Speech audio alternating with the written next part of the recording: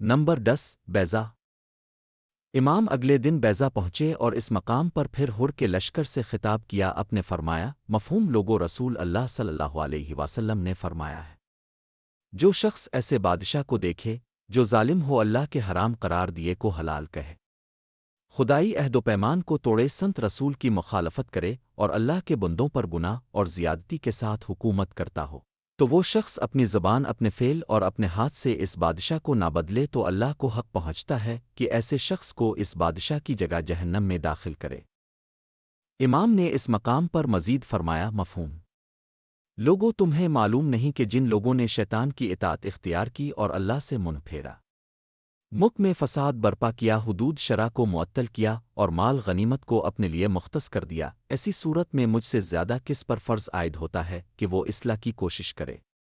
میرے پاس تمہارے قاصد آئے اور خطوط پہنچے کہ تم نے بیعت کرنی ہے اور تم میرے مددگار بنو گے اور مجھے تنہا نہ چھوڑو گے بس اگر تم اپنا وعدہ پورا کرو گے تو سیدھے راستے پر پہنچو گے۔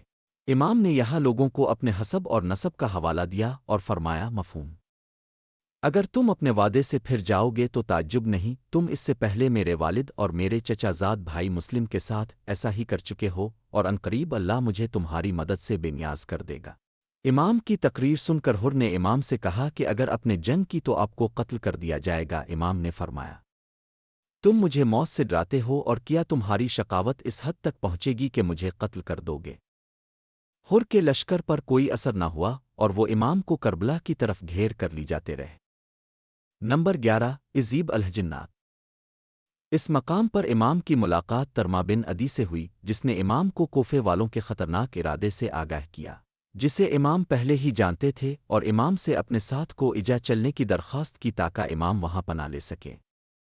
امام نے فرمایا مفہوم اللہ تعالیٰ تمہیں اور تمہاری قوم کو جزائی خیر دے ہم میں اور ان لوگوں میں عہد ہو چکا ہے اور اب ہم اس عہد سے پھر نہیں سکتے۔ نمبر 12 قصر بنی مقاتل۔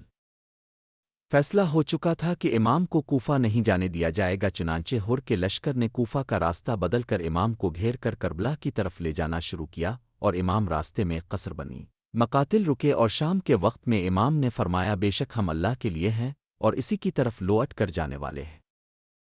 امام کے 18 سالہ بیٹے علی اکبر امام کے قریب آئے تو امام نے فرمایا کہ انہوں نے خواب میں کسی کو کہتے سنا ہے کہ یہ لوگ انہیں قتل کرنے والے ہیں، جس پر جناب علی اکبر نے امام کو تسلی دی اور فرمایا مفہوم کیا ہم سیدھے راستے پر نہیں ہیں؟ نمبر 13 نینوا۔ اس مقام پر ہر کو ابن زیاد کا خط ملا جس میں اس نے لکھا تھا کہ امام جہاں ہیں انہیں وہیں روک لو اور انہیں ایسی جگہ اترنے پر مجبور کر دو جہاں پانی اور ہریالی نہ ہو۔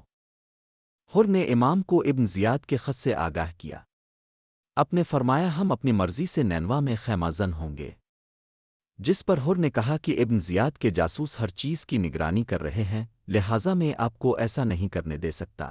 پھر امام کا قافلہ ایک مقام پر پہنچا تو امام نے پوچھا اس جگہ کا کیا نام ہے؟ کسی نے جواب دیا کربلا۔